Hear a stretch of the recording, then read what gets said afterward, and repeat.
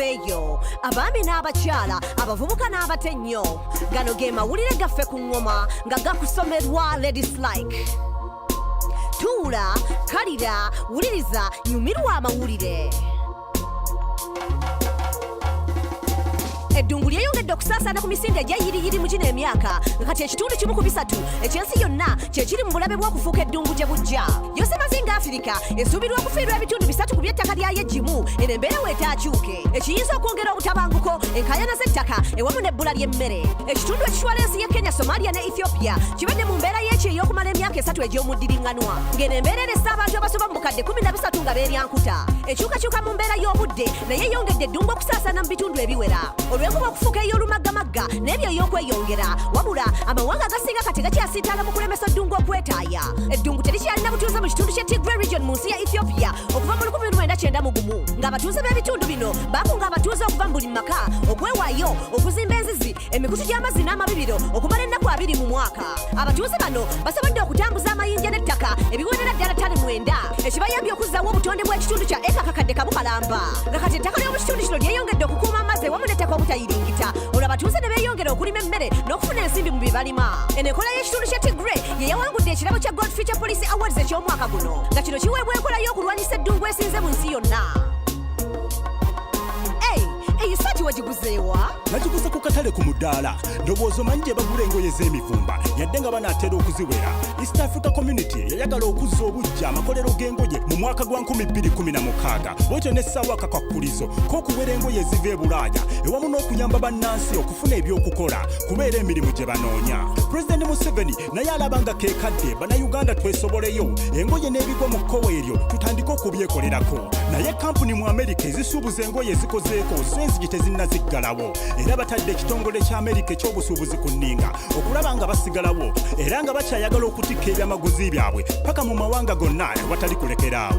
Omwaka oguwedde okusuubuza engoye mu mawanga nga Rwanda, Tanzania ne Uganda kwabakuŋŋaanyiza ssente eziwera obukadde 281 obwa ddoola ng'ate Rwanda, Uganda ne Tanzania we basuubuza engoye e Bulaaya zaavaamu obukadde 43 obwa ddoola. Aba USTR bajja kubawona okubulirwa naye nga kirabika ng'okufuna kwa Uganda, Rwanda ne Tanzania kwandirennyebwamu. AGOA ekoze kinene nnyo mu byenkulaakulana n'okuwa omukisa eri amawanga mu Afirika okusobola okutunda engoye mu Amerika ewatali misolo. Kenya eri ku muliro era nga teegala kusubwa mukisa guno nga bano baakukola kye basobola okukibeeramu. Naye AGOA ekyalina bingi ebyokukola ng'okulaba nga amawanga mu Afirika gasobola okutuukagana n'omutindo gw'akatale mu nsi ya Amerika. Kwogatta obukwakkulizo katulinde tulabe ekinaasalwawo okuva mu nsi ya Amerika era kirabika keekadde nange ngende neefunireyo essaati emu oba 2 okuva mu Owino.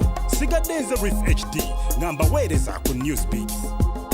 Martha Nakato nalulungi ono yalondebwa kuba Miss Y mu 2016 newankubadde olugendo lwo olw'okutuuka ku ngule terwali lwangu. Buli kimu kyakyuka ku myaka 15. Nakato yali mutini musirifu ng'ate musanyufu okutuusa we yeekebeza ne mulongo we kwe kukizuula nti yalina obulwadde bwa siriimu. Yawulira ng'afudde n'ebirowoozo ne bimuyitirirako yayagala okwejja mu bulamu bw'ensi eno ng'awulira si ye Nakato. Ekintu ekyamugobya ne gye yali asomere na Bingo naye oluvannyuma lw'okulaba ng'ebibye bikomye yalaba obubaka ku Facebook nga bwali bukwata ku bannalulungi ne baserulungi abalina akawuka. Ekintu kye yalaba nga yali akisobola ono yagenda n'abeeyungako mu nkuŋŋaana ekintu ekyamuwolekeza ku buwanguzi bwa Miss Y mu kitundu. Eno engule yagiwangula era obulwadde n'embeera gye yali ayitamu teyagikkiriza kumulemesa. Ono teyawangula buwanguzi bwa Miss Y naye yasobola okwezzaamu essuubi n'okwekkiririzaamu. We twogerera Nakato y'omu ku bafujjirizi b'abavubuka abalina akawuka era nga kyakulabirako ky'obulungi munda ne kungulu. Yatandika talina kyali naye kati yaliko era olugero lwalunyumya mu bitundu mu ggwanga newankubadde siriimu asse bangi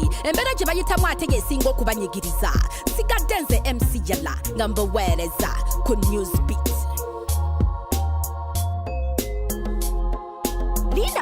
Lindako tupapa ekyo si kisandiiko akakacupa kasobola okukozesebwa nga bulooka. Ekiki kyogamba kano kandiba akabadi. Kituufu eno y'emu ku nkola y'okukuuma obutonde giyite eco-friendly ng'era eno enkola ekutaasa ku pulastika abadde atufuukidde ekyambika ewamu ne namungi w'omuntu okugulu ew'okusula. Naye ani ali emabega w'ono tekinologiya? Bano be ba Social Innovation Academy. Bano bazimba amayumba nga bakozesa macupa ng'era bano bamanyi okutoba.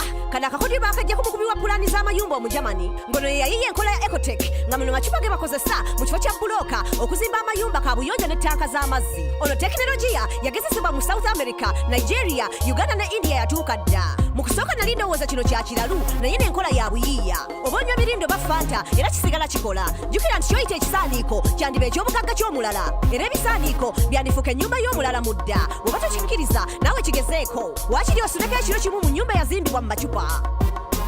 Ago ge gabadde amawulire gaffe ku ngoma. N'olulala tuula owuliriza amawulire amalala agookya. Nsigadde nze Lady Slike. Gano ge mawulire ku ngoma, wulira amawulire. Tuula, kalira, wuliriza. Goberera okuva ku studio paka ku street. Ge mawulire. Goberera engoma, goberera engoma, goberera engoma. Goberera engoma. Goberera engoma, goberera engoma, goberera engoma. Yes, goberera engoma.